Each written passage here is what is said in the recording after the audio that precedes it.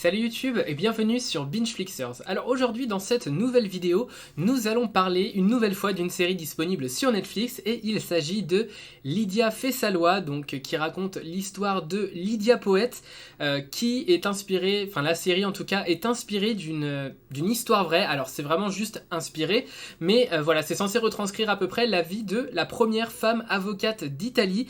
Donc voilà, évidemment c'est une série éminemment féministe, donc si vous aimez les séries avec des femmes fortes, avec des femmes intelligentes et qui n'ont pas peur de se mouiller, et ben là c'est tout à fait pour vous. Lydia Fessalois, c'est exactement ce genre de série là. C'est une série de 6 épisodes d'à peu près 45 minutes. Honnêtement, je pense qu'il fallait pas plus parce que voilà, c'est un style quand même qu'on a déjà vu et revu dans le style de série, c'est-à-dire que dans chaque épisode, Lydia Poète va entre guillemets résoudre une enquête en fait, et chaque épisode va avoir son enquête, même s'il y a une trame de fond et on voit que toutes les enquêtes sont un petit peu liées d'une façon ou d'une autre et servent à faire avancer les personnages principaux.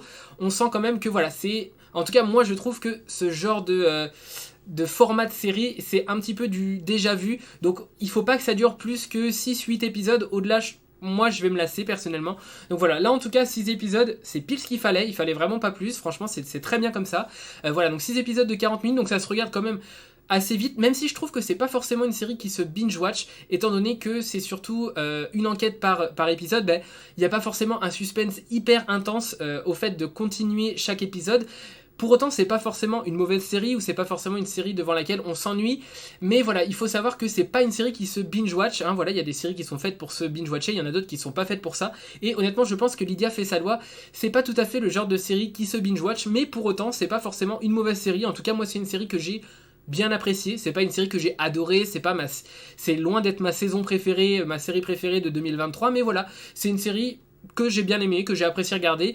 Je sais pas s'il y aura une saison 2, s'il y a une saison 2, je pense que je lui donnerai une chance aussi, parce que voilà, c'est quand même, j'ai trouvé que les personnages étaient intéressants, notamment le personnage de Lydia Poète qui est vraiment super bien écrite.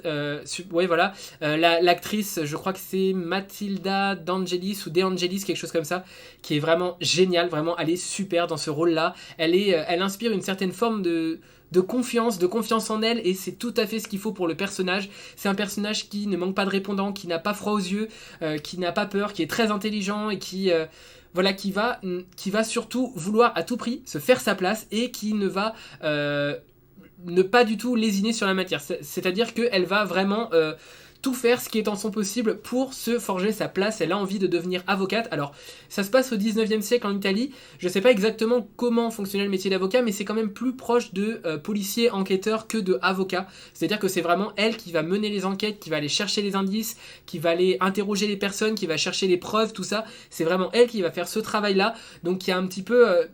c'est quand même un mélange entre avocate et policière, donc je sais pas si c'était vraiment comme ça à l'époque, je sais pas trop comment ça fonctionnait, mais voilà, c'est pas vraiment... En tout cas, il faut pas regarder la série en s'attendant à voir beaucoup de scènes au tribunal, de plaidoirie, tout ça. C'est pas vraiment le centre de la série. Le centre de la série, c'est plutôt la résolution d'enquête et le personnage de Lydia Poète. Voilà, ce personnage de femme forte, vraiment très bien écrit, toujours avec des costumes absolument magnifiques, vraiment. Les décors de la série sont vraiment, de manière générale, très jolis. Les costumes sont hyper réussis, vraiment. Ça nous plonge totalement dans l'univers. Moi, c'est ce que j'aime aussi dans les séries. C'est quand, déjà, j'aime bien quand il y a des intrigues intéressantes, mais au-delà de l'intrigue, j'aime beaucoup être plongé dans l'univers où on a des personnages qui sont bien écrits, où on a des personnages qui sont vraiment réalistes. Et là, c'est le cas, je trouve que vraiment, le personnage de Lydia Poète, alors il y a d'autres personnages qui le sont un peu moins, mais je trouve que le personnage vraiment de Lydia Poète est vraiment super bien écrit, donc ça aide totalement à se mettre dans l'intrigue, à se mettre dans la série, et une fois qu'on est dedans, c'est ce qui nous motive aussi à continuer la série, parce que là vraiment on est plongé dans cet univers, cette Italie un petit peu du 19e siècle, voilà, avec des bâtiments absolument superbes, et voilà, et ces personnages qui sont vraiment très bien écrits. Alors, je parlais des personnages secondaires qui sont peut-être un peu moins bien développés, c'est le cas de pas mal de personnages masculins qui sont... on sent que la série quand même s'en moque un petit peu, c'est pas forcément drôle, mais c'est pas forcément inintéressant non plus. C'est-à-dire que on a des personnages qui sont un peu... qui ont pas vraiment beaucoup d'envergure en fait. Le personnage est pas vraiment les personnages masculins sont pas vraiment très étoffés, sauf le personnage sauf on va dire peut-être les frères de Lydia Poète qui sont plus intéressants, en tout cas à suivre, même si il n'y a pas beaucoup d'intrigues qui sont développées autour d'eux, parce que vraiment la série se centre sur Lydia Poët, mais on parle un petit peu aussi d'autres personnages, notamment ses frères, et c'est peut-être les seuls personnages masculins qui sont intéressants. Le personnage de Jacobo, personnellement, je le trouve assez inintéressant, je trouve qu'il n'a pas vraiment d'intérêt dans la série, il sert juste à montrer à quel point Lydia Poët est capable de s'émanciper et vraiment forte et vraiment indépendante. Je trouve que c'est un petit peu ce à quoi sert le personnage de Jacobo, je crois qu'il s'appelle, je suis peu bien sûr, mais voilà, c'est tous les personnages, c'est pareil, il y a pas mal de personnages qui sont très très machos, qui sont très anti-féministes. Il y a beaucoup de personnages masculins comme ça parce que c'est aussi la société de l'époque, c'est un peu ce qu'ils essayent de retranscrire, et ils sont un petit peu tournés en dérision, ils sont un peu montrés comme des personnages bébêtes. Donc c'est vrai que ça manque peut-être un petit peu, je trouve, de tessiture dans les personnages.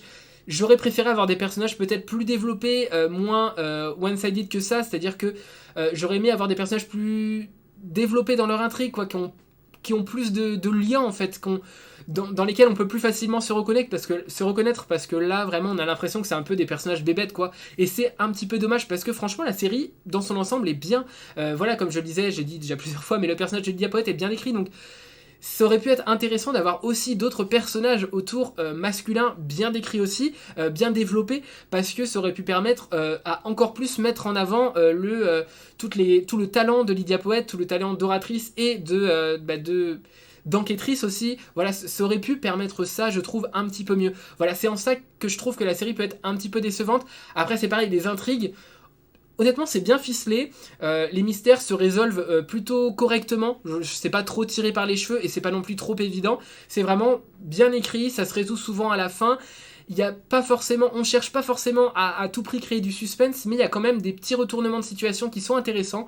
Voilà, en tout cas c'est une série qui se regarde bien. Lydia fait sa loi. C'est disponible sur Netflix. Voilà, moi en tout cas c'est une série que j'ai plutôt appréciée. Comme j'ai dit, je pense que je regarderai la saison 2 s'il y en a une, parce que les chiffres n'ont pas été exceptionnels non plus, c'était des bons chiffres, surtout pour une série italienne, mais c'était pas non plus des chiffres exceptionnels. Donc pour le moment, je ne crois pas que la saison 2 ait été annoncée, donc je ne sais pas s'il y en aura une, mais s'il y en a une, moi personnellement, je lui donnerai une chance. Voilà, donc je ne sais pas ce que vous avez pensé de la série Lydia fait sa loi, disponible sur Netflix, série de 6 épisodes, voilà, comme j'ai pu le dire.